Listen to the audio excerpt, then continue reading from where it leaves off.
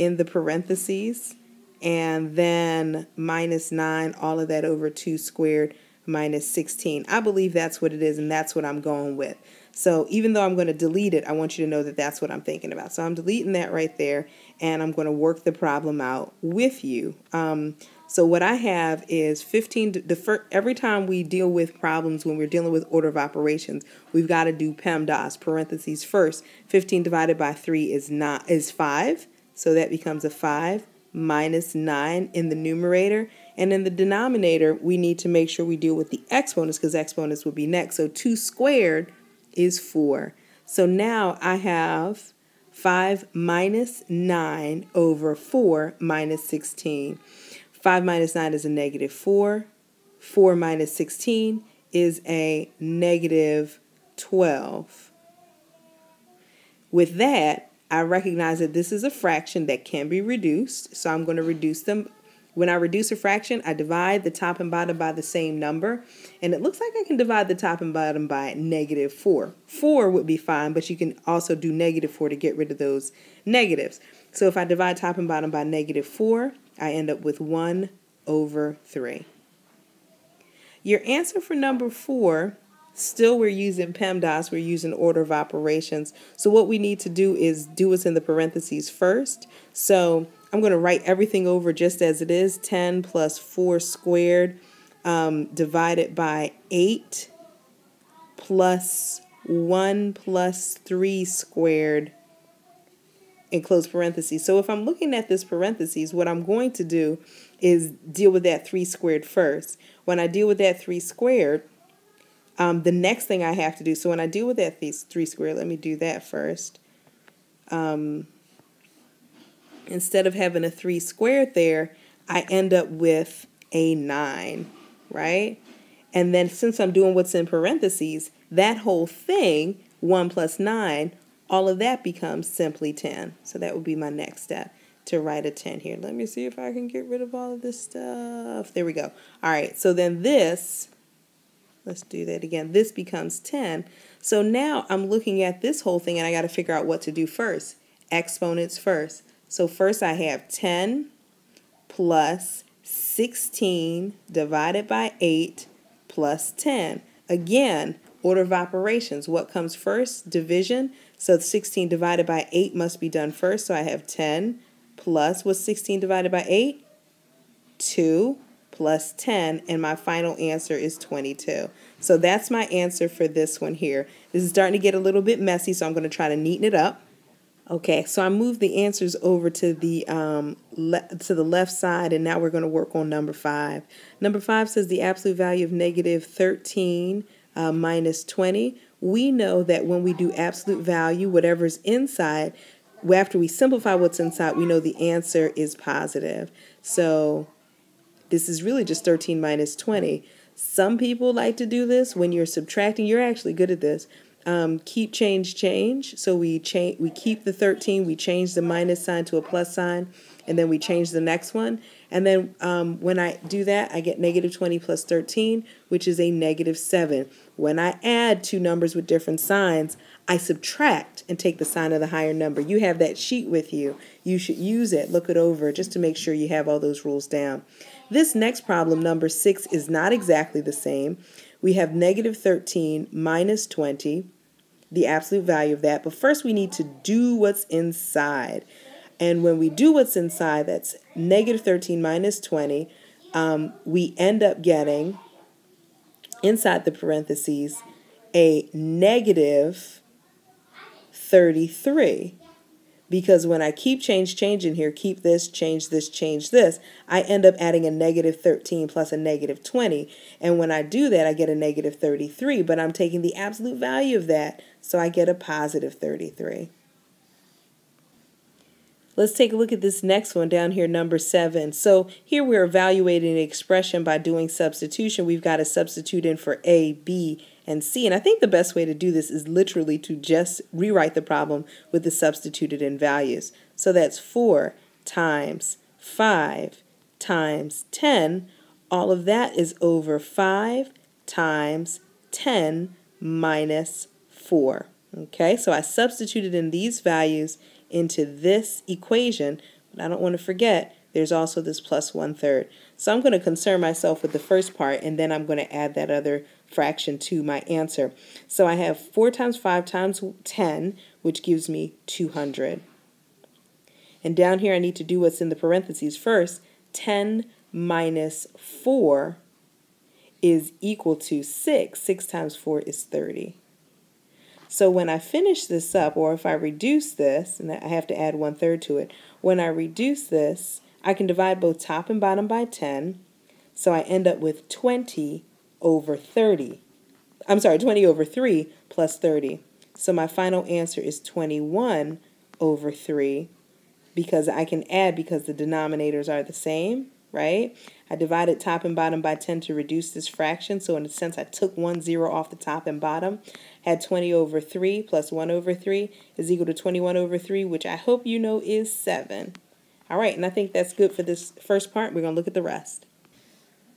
When I take a and I replace it with the known values, I get 4 cubed plus 10 squared plus 5. And really, it's just a matter of doing it.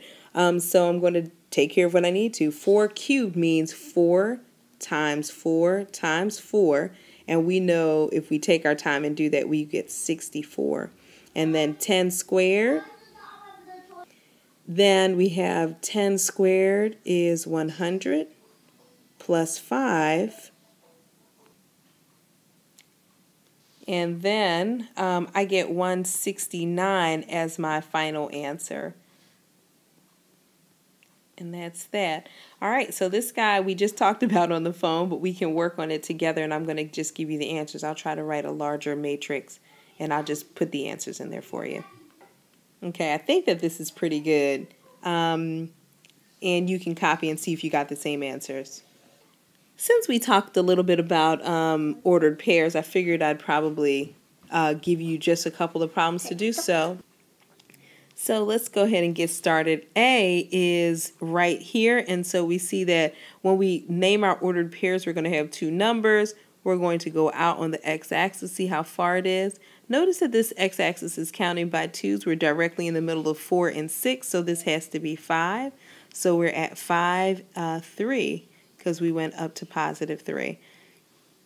B, I'm going back this way. So with B, it looks like I went to between -2 and -4 is -3, and I went up 1, so I'm at -3, positive 1. Here at C, I'm going all the way back to -6 and then down to -4, so you have -6 and -4. This next one, D, is right on the y-axis. So I don't go anywhere when I'm dealing with D in terms of the x-axis. I just go straight down. So when I see I have a situation like that, there's no traveling on the x-axis. That means I went 0 space on the x-axis, and then on the y-axis I went to -3. Finally, I'm going to use a new color since I've kind of messed up that whole area over here.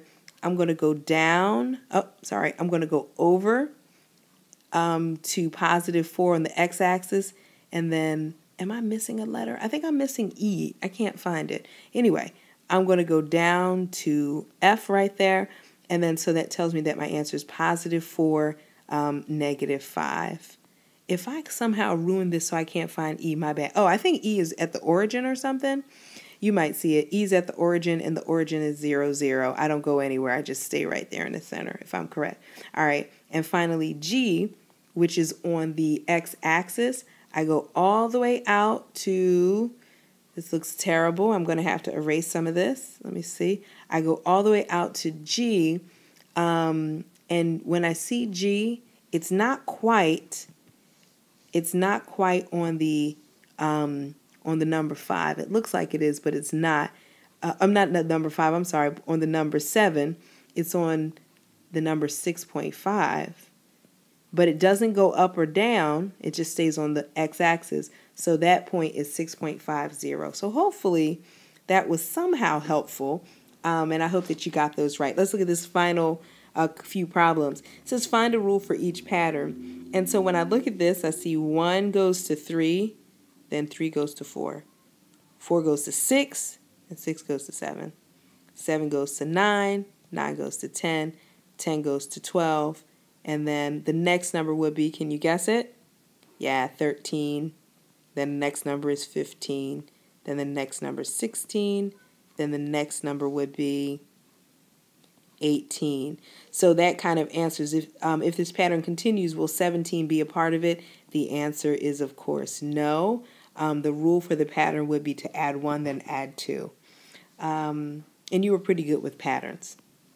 All right, so when we add and subtract fractions, we need to have a common denominator. So let's go ahead and get started with the first one. The first one is 2/3 plus 5/7. We need to have a common denominator. That's going to be 21. And we could always multiply the two numbers together. Sometimes that's not the smallest common denominator, but it always works. So 3 goes into 21 7 times. So I will take the 2 and multiply it by 7. And then 7 goes into 21 3 times, so I'll take the 5 numerator and multiply that by 3. And then when I finish, I end up with 14 over 21 is equal to 15, plus 15 over 21. So the first fraction became this, the second fraction became this. And then when I add it, I get 29 over 21. And if your teacher doesn't want you to leave it as improper fractions, which is fine, which makes sense, 21 goes into 29 one whole time with a remainder of 8. So I get, as my final answer, 1 8/21. Yeah, circling that made that bad. There we go. 1 8/21. All right, so this next one, I'm going to add these two fractions together. And the real deal is that I can add whole number to whole number and fraction to fraction, and that's totally fine. So when I do that, I get 1 plus 4 is 5. And now I've got to add 1/8 plus 7/12. And the common denominator might not be obvious here at first. I don't have to worry about a common denominator for 5 because it's whole. And that'll just make the problem a little bit more complicated. So I'm going to kind of hold off on that for a little bit. I'll drag it around just to say we're doing the problem. But the common denominator would be 24. So 5 plus 3 over 24 plus 14 over 24. And then we get 5 17/24. When subtracting, it's a little bit more challenging to first deal with the whole numbers because sometimes you need to borrow, and I think that's the case here. The first thing I want to do is rewrite it with a common denominator of 18. Now I can really see that I need to borrow because 4/18 will not subtract 5/18. So when I borrow, I get this where I borrow from the 4. So now I get 3 and then a 1, but I write my 1 as 18 over 18. I'm going to unite these guys together. And when I do that, I get 3 and 22 over 18 minus 3 and 5/18. And then I get 17 over 18 because the 3's cancel each other out. And then I'm done because I have to just subtract 22 minus 5. When dividing, we know that we are going to, I think your teacher said keep, change, flip. So we're going to keep, change, flip. And this only works for division, only for division of fractions. So when I'm going to have 1/9 times 6 over 5. So I kept the 1/9. I changed the division to multiplication and I flipped it. And then I'm going to do cross canceling because these guys both have a factor of 3. This becomes 2. This becomes 3. And then my answer is 2 over 15. And that's for this one here. I'm going to circle all of that. And my final problem, I'll do right here in the corner, 4 2/5 times 10 over 11. When you multiply numbers, mix numbers, or even divide them, you want to turn them into improper fractions. So we get 22 over 5 times 10 over 11. Cross canceling seems like a good idea here. 5 goes into 10 2 times, and I have a 1 here, and 11 goes into 22 2 times. My final answer is 4. I hope that was helpful. I'm probably going to cut out some of the beginning so I can actually publish this to YouTube. Have a good one, and good luck tomorrow.